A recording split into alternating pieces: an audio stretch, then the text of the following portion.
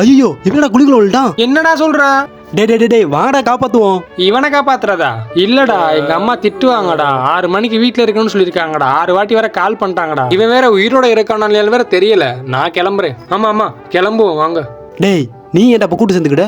அது இல்லடா, நான் ஒரு 5000 இவன் வேற கடன் வாங்கியிருக்கேன். இப்ப காப்பாத்தினா திருப்பி வேற கேட்பான். கிளம்புவோம்.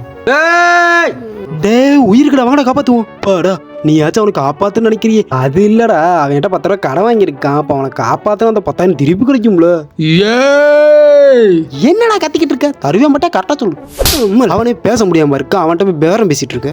அடேய் லூசாரா, ஒரு லூசு இன்னும் உள்ளே அவனுமே இறங்கல. அதுக்குள்ள லூசர்றாவா? முதல்ல அவனறா. பார்த்தவா? டேய் நீயாச்சும் காப்பாத்த வரியா? எனக்கு ஆய் வருதுடா. ஆமா, எவனுக்குமே காப்பாத்த இன்ட்ரெஸ்ட் இல்ல. நீ மட்டும் ஏன் காப்பாத்த நினைக்கிற? ஏன்னா என் ஃப்ரெண்டுடா.